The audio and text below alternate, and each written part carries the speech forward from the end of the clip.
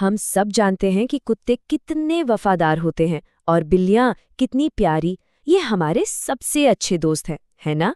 पर जरा सोचिए, अगर किसी का पालतू साथी थोड़ा हटके हो, इतना अलग कि वो सोशल मीडिया पर स्टार भी बना दे और शायद मुश्किल में भी डाल दे। तो चलिए, आज हम एग्जॉटिक पेट्स यानी कि विदेशी पालतू जानवरों की रंगीन लेकिन जोखिम से भरी दुनिया में चलते हैं। एक ऐसी दुनिया जहां क्यूटनेस के पीछे कई बड़े सवाल छिपे हैं। इंस्टाग्राम या यूट्यूब पर जब हम इन जानवरों को देखते हैं तो वो किसी सपने जैसे लगते हैं। लेकिन सवाल ये है कि उस सपने की हकीकत क्या है? क्या वो वाकई एक खूबसूरत सपना है या एक खतरनाक सच्चाई? आइए मिलकर इस पहेली को सुलझाते हैं। तो हमारी पहली कैटेगरी है धोखेबाज शांत। ये वो जानवर हैं जो दिखने में बेहद भोले भाले और शांत लगते हैं, पर उनका भोलापन सिर्फ एक छलावा हो सकता है। जैसे कि ये वॉम्बैट, ऑस्ट्रेलिया में पाया जाने वाला ये जानवर आपको देखने में काफी शांत और शर्मीला लगेगा। इसके नरम मुलायम शरीर को देखकर किसी का भी मन करेगा कि इसे बस गोद में उठा ले।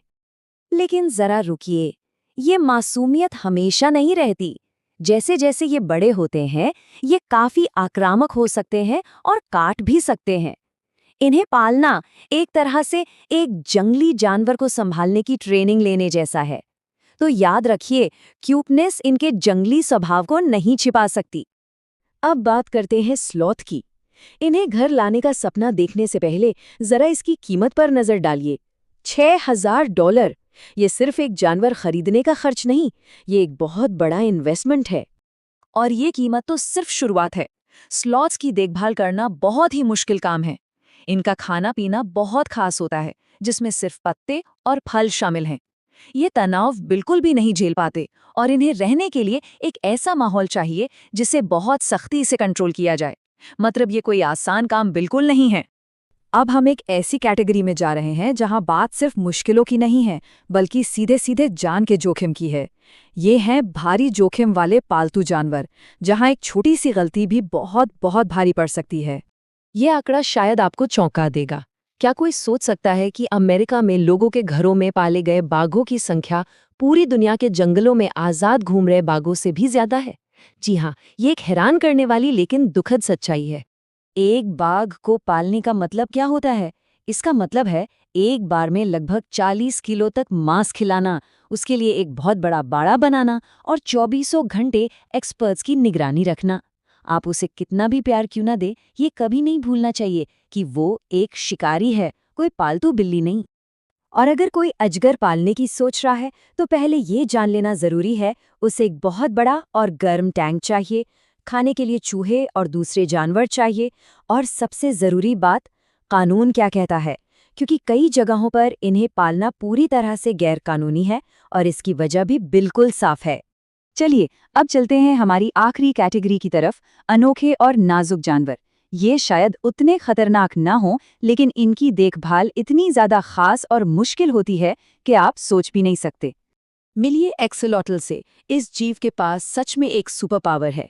मेक्सिको में पानी में रहने वाला ये जीव अपने कटे हुए अंगों को कुछ ही हफ्तों में फिर से उगा सकता है, हड्डियां, नसें, मांसपेशियां, सब कुछ। लेकिन इस सुपर पावर वाले जीव की देखभाल भी सुपर स्पेशल होती है।